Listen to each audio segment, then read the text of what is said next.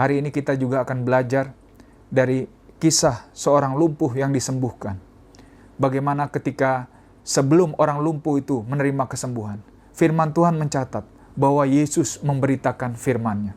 Saya akan baca untuk saudara Markus pasal 2 ayat 2-5. Maka datanglah orang-orang berkerumun sehingga tidak ada lagi tempat, bahkan di muka pintu pun tidak. Sementara ia memberitakan firman kepada mereka. Ada orang-orang datang membawa kepadanya seorang lumpuh digotong oleh 4 orang. Tetapi mereka tidak dapat membawa kepadanya karena orang banyak itu. Lalu mereka membuka atap yang di atasnya. Sesudah terbuka mereka menurunkan tilam, tempat orang lumpuh itu terbaring. Ketika Yesus melihat iman mereka, berkatalah ia kepada orang lumpuh itu, "Hai anakku, dosamu sudah diampuni." Saya akan ulang baca di ayat 2, firman Tuhan katakan, "Maka datanglah orang-orang berkerumun, sehingga tidak ada lagi tempat, bahkan di muka pintu pun tidak. Sementara ia memberitakan firman kepada mereka." Sementara Yesus memberitakan firman kepada mereka. Jadi saudara-saudara, sebelum kesembuhan terjadi, selalu dimulai dari Yesus memberitakan firman kepada mereka. Mengapa perlu disampaikannya firman-Nya? Karena Roma 10 ayat 17 berkata, iman itu timbul dari pendengaran akan firman Kristus. Bagaimana seseorang bisa memiliki iman untuk mengambil kesembuhan yang sudah Tuhan sediakan jika ia tidak pernah mendengar firman Kristus? Karena iman timbul dari pendengaran akan firman Kristus. Sehingga kesembuhan itu selalu dimulai dari pendengaran akan firman Kristus. Bahkan di dalam kisah-kisah kesembuhan yang tertulis di dalam Alkitab, yang seakan-akan tampaknya kisah-kisah tersebut adalah kisah-kisah yang supranatural. Saya memberi contoh. Contohnya ketika sapu tangan Paulus yang pernah dipakai oleh Paulus diberikan kepada orang, diletakkan kepada orang yang sakit. Orang yang sakit itu akan sembuh. Itu ditulis di dalam Kisah Para Rasul 19 ayat 12. Tetapi tahukah saudara-saudara, jika kita membaca Kisah Para Rasul 19 di ayat-ayat sebelumnya, kita akan menemukan di situ bagaimana Paulus itu memberitakan firman. 3 bulan ia tinggal di sana, ia memberitakan Injil kepada mereka. Kemudian dikatakan Paulus pergi dari tempat itu, kemudian dia pergi ke suatu tempat yang bernama Asia. Dan di situ Paulus menyampaikan firman. Paulus memberitakan firman selama 2 tahun. Bahkan firman Tuhan mencatat semua orang yang ada di Asia, semua penduduk itu mendengar firman. Lalu dikatakan firman Tuhan mencatat, sapu tangan Paulus diletakkan atas orang yang sakit dan orang itu sembuh. Jadi di dalam kisah-kisah kesembuhan, di mana seakan-akan hanya melalui sapu tangan Paulus terjadi kesembuhan, firman Tuhan menjelaskan di situ bahwa sebelum kesembuhan itu pun terjadi, yang tampaknya supranatural, hanya melalui sapu tangan, orang yang disembuhkan itu harus melalui pendengaran akan firman dulu. Yang terjadi adalah semua penduduk mendengar firman Tuhan. Karena kesembuhan itu saudara-saudara selalu dimulai dari pendengaran akan firman Tuhan. Karena firman Tuhan itu adalah pribadi Yesus sendiri. Ketika firman diberitakan, Yesus sendiri yang datang ke hati orang tersebut. Sehingga ketika orang tersebut menerima, hatinya adalah tanah yang baik. Firman itu akan berbuah di dalam kehidupannya. Firman itu, kesembuhan itu akan termanifestasi di dalam kehidupannya. Amin, saudara-saudara. Orang lumpuh itu dan yang dibawa oleh 4 orang temannya diturunkan melalui atap rumah. Diturunkan bersama dengan kasurnya, firman Tuhan katakan. Ia datang hanya untuk mendengar firman, saudara-saudara. Mengapa? Karena mereka mengerti. Kesembuhan itu selalu dimulai dari pendengaran akan firman Kristus. Kemudian firman Tuhan mencatat, Yesus melihat iman mereka. Begitu juga hari ini, saudara-saudara. Saudara hari ini yang nonton di channel ini, saudara sedang mendengar firman Kristus. Firman Tuhan katakan, sementara Yesus memberitakan firman, Yesus melihat iman mereka. Hari ini sementara firman diberitakan, Yesus melihat iman saudara. Jika saudara percaya, saudara menerima kesembuhan saat ini juga, sama seperti orang lumpuh ini. Amin, saudara-saudara. Terkadang kita, ketika seorang sakit, mereka ingin didoakan oleh orang lain, khususnya orang yang memiliki karunia kesembuhan, Itu adalah hal yang wajar saudara-saudara, karena saudara perlu dikuatkan, perlu didoakan. Tetapi ketika masa di mana Yesus pelayanan di dunia, kita bisa belajar bagaimana sementara Yesus memberitakan firman, orang-orang timbul iman di dalam hati mereka dan mereka menerima kesembuhan. Dan firman Tuhan katakan, Tuhan Yesus itu tetap sama dulu, sekarang, dan selamanya. Jika 2000 tahun yang lalu, ketika Yesus memberitakan firman, kemudian iman timbul di dalam hati orang-orang yang mendengar, kemudian kesembuhan itu terjadi atas tubuh mereka yang sakit. Begitu juga hari ini, saudara-saudara. Saudara tidak perlu menunggu orang datang untuk mendoakan saudara. Sementara firman diberitakan, sementara Yesus dikirimkan di dalam hati saudara, sementara benih firman ini ditaburkan di dalam hati saudara, ketika saudara menerima dengan iman, saudara membuka hati saudara, saudara menerima firman tersebut, iman timbul di dalam hati saudara, dan kesembuhan itu saudara bisa terima saat firman diberitakan. Amin, saudara-saudara. Sementara firman diberitakan, kesembuhan terjadi. Dulu, begitu juga hari ini.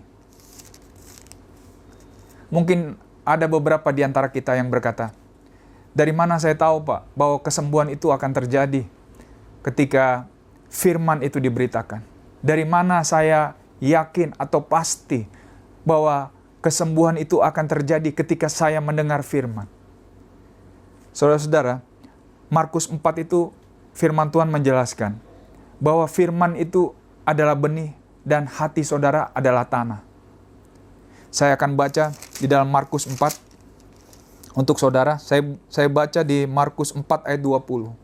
Dan akhirnya yang ditaburkan di tanah yang baik ialah orang yang mendengar dan menyambut firman itu lalu berbuah. Ada yang 30 kali lipat, ada yang 60 kali lipat, dan ada yang 100 kali lipat. Saya ulang, Markus 4 ayat 20. Dan akhirnya yang ditaburkan di tanah yang baik. Jadi firman itu adalah benih, hati saudara adalah tanah. Ketika hati saudara adalah tanah yang baik, firman Tuhan di ayat-ayat sebelumnya menjelaskan, tanah yang baik itu adalah tanah yang bebas dari kekhawatiran, bebas dari ketakutan. Ya, dikatakan apabila benih itu ditaburkan di tanah yang baik, ialah orang yang mendengar dan menyambut firman itu, lalu berbuah. Jadi ketika benih ditaburkan, benih itu selalu berbuah, saudara-saudara, ketika ditanam di tanah yang baik. Saya akan memberi ilustrasi kepada saudara bagaimana proses benih itu ditanam. Saudara pernah melihat atau mendengar bagaimana petani itu menanam padi, proses penanaman padi oleh petani. Petani itu, saudara-saudara, ketika mereka menanam padi, hal yang pertama yang mereka lakukan adalah mereka memastikan bahwa benih itu yang mereka dapatkan, benih padi itu adalah benih yang berkualitas atau benih yang baik. Kemudian mereka menanam di tanah yang baik. Kemudian mereka menyirami setiap hari dengan irigasi. Mereka mengolah tanah tersebut setiap hari.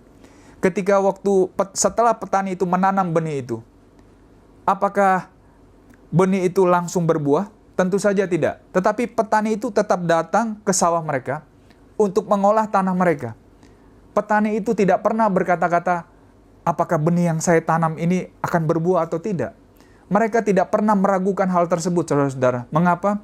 Karena petani itu tahu jika benih yang ditanam itu adalah benih yang berkualitas. Benih ini pasti akan berbuah. Begitu juga dalam kehidupan kita, saudara-saudara. Saudara harus mengerti, benih itu adalah pribadi Yesus sendiri. Karena Yohanes 1 katakan pada mulanya adalah firman. Dan firman itu menjadi manusia. Jadi Yesus itu adalah firman yang menjadi manusia. Jadi ketika Markus 4 ini berkata bahwa firman itu adalah benih yang ditanam di dalam hati kita. Benih itu adalah pribadi Yesus sendiri. Sekarang saya bertanya kepada saudara-saudara, apakah benih Yesus itu sempurna, saudara-saudara? Tentu saja sempurna. Ia tidak bercacat, tidak bercela. Benih Yesus itu sempurna. Jadi sama seperti petani tadi yang memastikan bahwa benih padi yang ditanam adalah benih yang berkualitas. Ketika ia tanam di tanah yang baik, ia sirami setiap hari, ia tahu suatu saat itu pasti akan berbuah, ia pasti akan panen. Jika kita masih meragukan, apakah benih firman ini akan berbuah di dalam kehidupan kita, berarti kita belum mengerti bahwa benih yang kita tanam ini adalah benih yang sempurna, karena ia adalah pribadi Yesus sendiri. Benih yang kita tanam ini bukanlah sekedar kata-kata saja dari suatu buku, saudara, yang bernama Alkitab, tapi benih yang kita tanam adalah suatu pribadi yang bernama Yesus, dan ia adalah benih yang sempurna. Jika kita mengolah tanah kita sebagai menjadi tanah yang baik, kita sirami tiap hari, kita renungkan firman itu siang dan malam. Firman Tuhan katakan, orang yang mendengar dan menyambut firman itu lalu berbuah. Buah itu akan datang dengan sendirinya, saudara-saudara. Kesembuhan itu akan datang dengan sendirinya di dalam kehidupan saudara dan saya. Firman Tuhan katakan, ada yang 30 kali lipat, ada yang 60 kali lipat, ada yang 100 kali lipat. Ini bicara juga tentang manifestasi kesembuhan. Ketika saudara sudah menanam benih itu mulai berbuah, mungkin manifestasi itu baru 30 kali lipat, saudara-saudara. Maksudnya apa 30 kali lipat? Berarti kesembuhan itu baru partial healing, kesembuhan yang sebagian. Itu bukan berarti saudara tidak menerima kesembuhan sama sekali. Tanda-tanda awal kesembuhan sudah mulai terjadi. Kesembuhan berarti manifestasi atau buah 30 kali lipat. Firman Tuhan katakan, ia berbuah 30 kali lipat. Kemudian partial healing, sebagian kesembuhan mulai terjadi. Yang lebih besar lagi, 60 kali lipat. Sampai kelipatan 100 kali lipat, di mana benih itu berbuah, di mana kesembuhan yang utuh saudara terima bagi tubuh saudara yang sedang sakit. Amin, saudara-saudara. Saya harap saudara-saudara diberkati oleh kebenaran firman hari ini. Jika benih Yesus itu sempurna, tidak heran di dalam Markus 4 dijelaskan kita memiliki seorang musuh. Musuh kita itu bernama iblis, saudara-saudara. Firman Tuhan katakan iblis itu ia mau mencuri, membunuh, dan membinasakan. Di dalam Markus 4 dijelaskan iblis mau mencuri atau mengambil benih atau firman yang ada di hati saudara dan saya. Mengapa? Karena iblis tahu jika benih atau firman itu diambil, saudara tidak akan pernah mengalami manifestasi. Saudara tidak akan pernah berbuah. Mengapa? Karena saudara tidak memiliki benih di tanah saudara atau di hati saudara. Sama seperti petani. Tidak peduli betapa rajin ia mengolah tanahnya.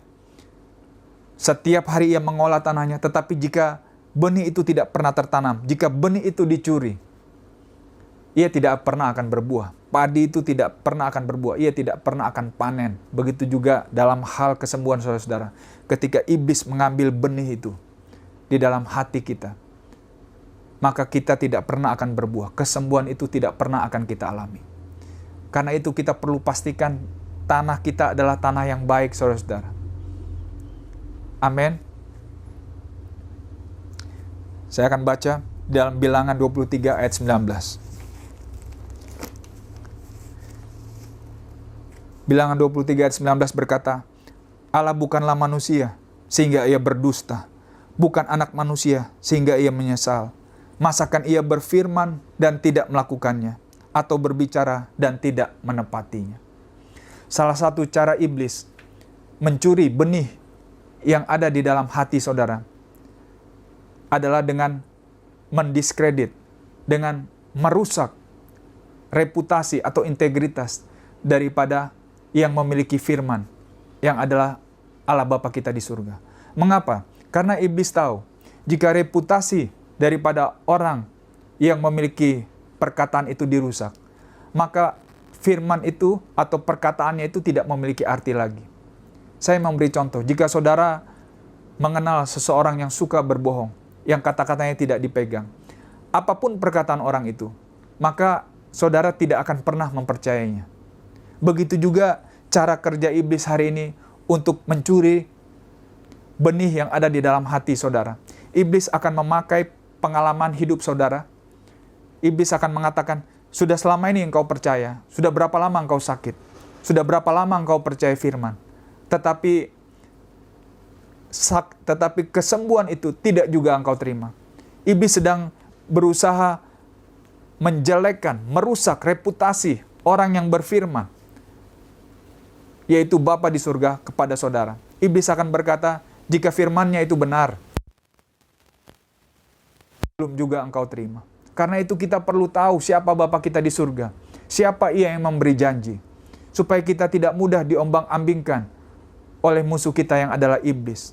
Karena tujuan iblis, jika ia berhasil merusak atau menghancurkan integritas Bapa di surga yang memiliki firman itu, maka apapun perkataannya, apapun yang tertulis di dalam Alkitab ini, tidaklah lagi memiliki arti bagi orang yang percaya, saudara-saudara. Karena itu kita perlu tahu siapa Tuhan yang berjanji. Saya ulang lagi, Bilangan 23 ayat 19 berkata, Allah bukanlah manusia, sehingga ia berdusta. Bukan anak manusia, sehingga ia menyesal. Dengar baik-baik, masakan ia berfirman dan tidak melakukannya, atau berbicara dan tidak menepatinya. Amin. Bahkan Yesaya 55 ayat 11 berkata, firmanku yang keluar dari mulutku, ia tidak akan kembali dengan sia-sia. Ia akan mengerjakan apa yang Tuhan kehendaki dan akan berhasil dalam apa yang Tuhan suruh.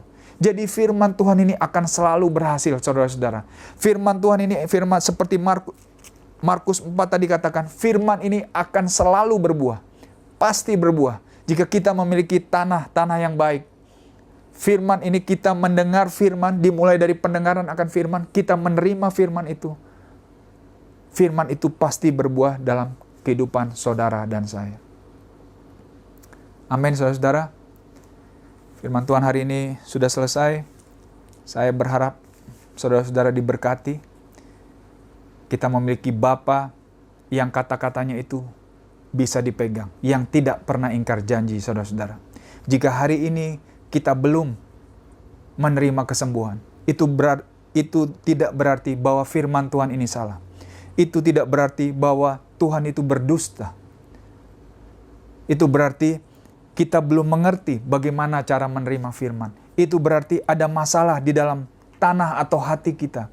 Karena Markus 4 katakan tadi, jika tanah kita atau hati kita ini adalah hati yang baik, yang bebas dari kekhawatiran, bebas dari ketakutan, bebas dari kepahitan, firman itu pasti berbuah. Mengapa? Karena benih firman itu sempurna, yaitu pribadi Yesus sendiri. Amin. Saya akan berdoa untuk saudara-saudara, khususnya saudara-saudara yang sedang sakit. Saya berharap saudara-saudara menerima kesembuhan melalui firman yang diberitakan ini. Saudara tidak perlu menunggu untuk seseorang datang dan berdoa untuk saudara. Firman Tuhan katakan tadi, ketika Yesus melayani orang lumpuh, sementara Yesus memberitakan firman, Ia melihat orang lumpuh itu dan orang lumpuh itu disembuhkan. Hari ini, sementara firman-Nya diberitakan, sementara firman-Nya dikirimkan ke dalam hati saudara, saudara menerima dengan iman. Tuhan melihat iman saudara. Saudara juga menerima kesembuhan sama seperti orang lumpuh itu. Amin, saudara-saudara. Mari kita tutup mata. Saya akan berdoa untuk saudara. Bapa, kami mengucap syukur Tuhan untuk firman yang sudah kami dengar hari ini. Terima kasih untuk firman-Mu. Kami bersyukur untuk firman-Mu. Terima kasih karena kami percaya firman-Mu adalah pribadi Yesus sendiri. Firman-Mu penuh kuasa. Hamba berdoa untuk roh hikmat, roh pewahyuan, Kau turunkan, curahkan atas semua kami. Khususnya mereka yang mendengar, khususnya mereka yang sedang sakit. Supaya kami bisa mengenal Yesus lebih dalam lagi. Karena kami tahu kesembuhan itu dimulai dari mendengar akan Yesus. Ketika kami menerima pewahyuan akan siapa Yesus Kristus Tuhan yang mengasihi kita, yang mengasihi kami, iman itu timbul. Terima kasih Tuhan. Terima kasih hamba berdoa Tuhan. Pelayanan Roh Kudus-Mu atas mereka yang sedang sakit. Roh Kudus menghibur mereka di dalam penderitaan, di dalam kesusahan yang mereka alami.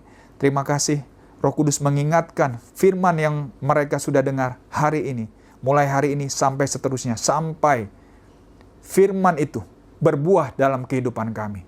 Dan kami menerima manifestasi kesembuhan. Kita yang percaya sudah menerima kesembuhan dari Tuhan, kita sama-sama katakan amin. God bless you saudara-saudara. Sampai jumpa di lain waktu.